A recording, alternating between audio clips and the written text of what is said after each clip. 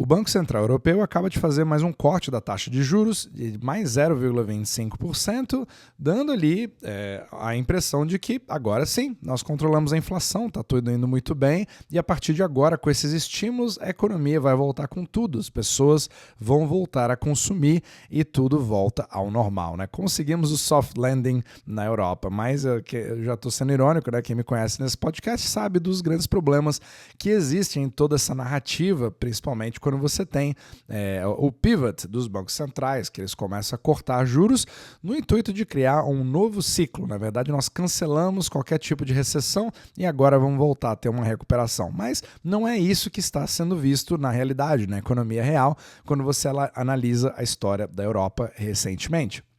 Mas o mais interessante é a narrativa que se usa e que se cria, principalmente quando você vê que ela é extremamente coordenada, né? Então, a mesma narrativa que tem na Europa, tem nos Estados Unidos, tem na Ásia, e tudo isso com o intuito de passar uma certa transmissibilidade da política monetária. Então, o que eu quero dizer com isso?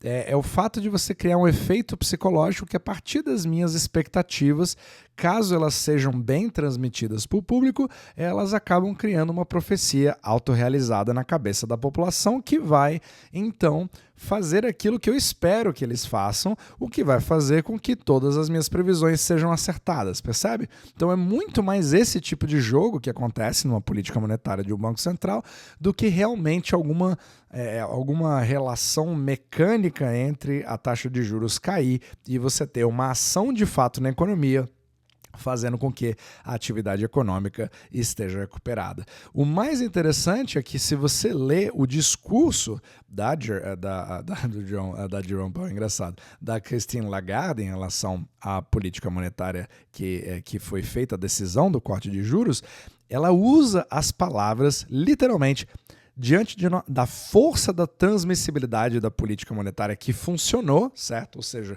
você literalmente está dizendo que o que você está fazendo está funcionando para comunicar na espera de que isso de fato funcione. Percebe a grande cortina de fumaça que você tem em discursos de Banco Central? Eu até recomendo você fazer a leitura do documento, vou colocar ele aqui nas fontes utilizadas para esse capítulo, porque dá vontade de dar risada às vezes, né? Mas enfim.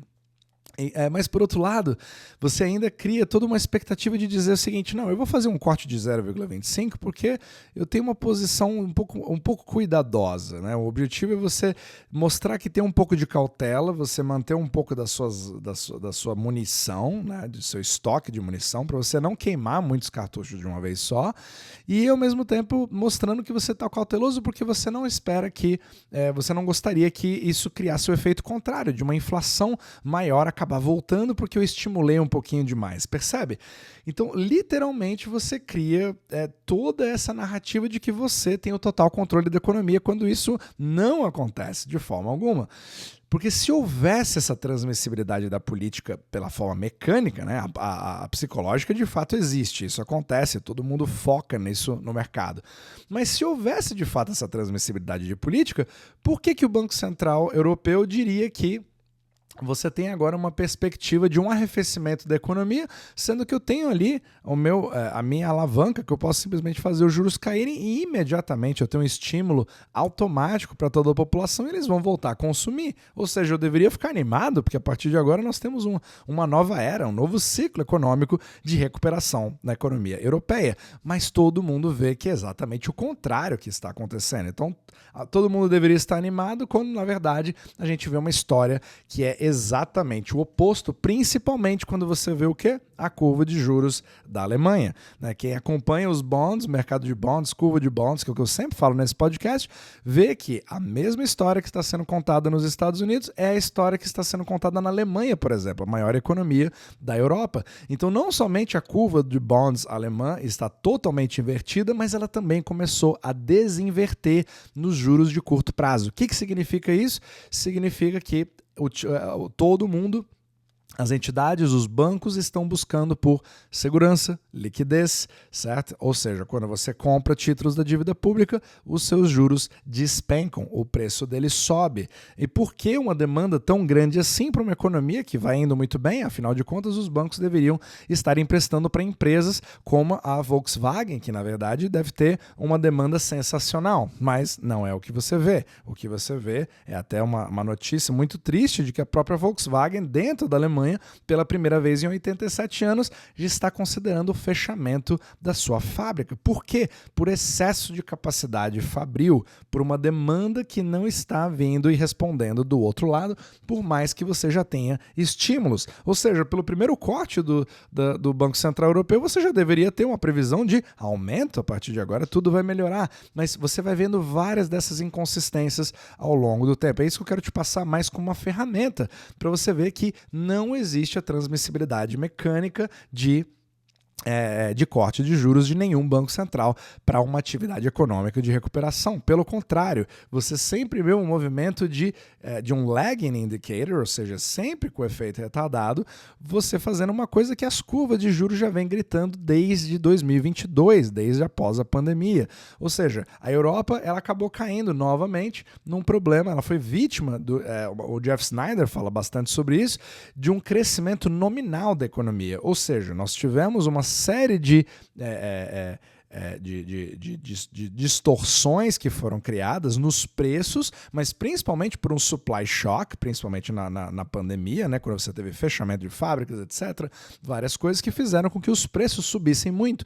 Mas esses valores nominais, que principalmente refletiram em vendas maiores nominais, ou seja, no valor em euros, deram a impressão de que houve uma mega explosão de recuperação econômica depois das aberturas das fronteiras, o que não é verdade se você começa a olhar o número de volume de carros vendidos, ou de produtos vendidos, ou de serviços prestados.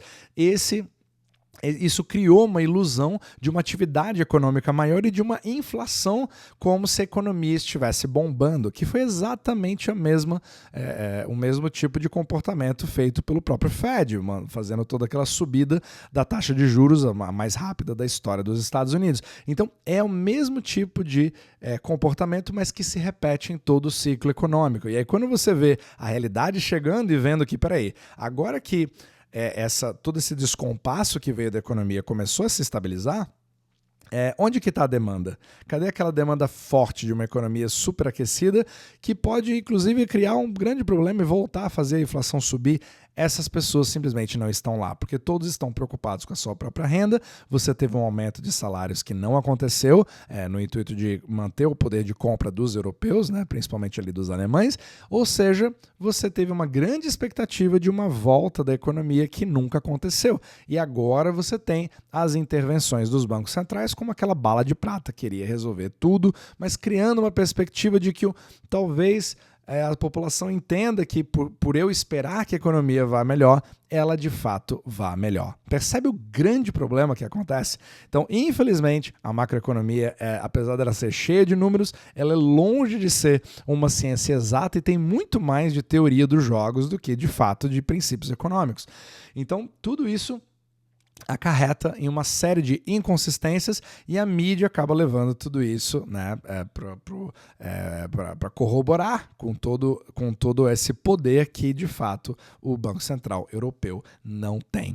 Então, quando você avalia esse tipo de corte de juros, é a mesma... talvez seja muito interessante você ler esse documento aqui, dessa decisão, né, da Christine Lagarde, do corte de 25 pontos percentuais, e fique atento nos próximos dias, porque já teremos a reunião do próprio Jerome Powell. O que ele vai falar? Né? Agora nós estamos sentindo mais seguros, que os números estão indo, nós estamos controlando a inflação, nós chegamos perto dos 2% e agora nós precisamos ficar atentos para que os índices de desemprego não passem muito do esperado. Percebe? Vai ser mais ou menos a mesma coisa. Agora toda a preocupação não é mais a inflação, a grande preocupação é o desemprego. E a mesma coisa vem acontecendo na Europa, apesar de nunca ter chegado na famosa meta dos 2%, que foi praticamente esquecida pelo Banco Central Europeu e que ainda é dita pelo Jerome Powell, mas talvez comece a ser... Você percebe ali que o discurso muda um pouquinho, né? Vou desgrudar do número do CPI, da inflação americana, e vou começar a me preocupar cada vez mais agora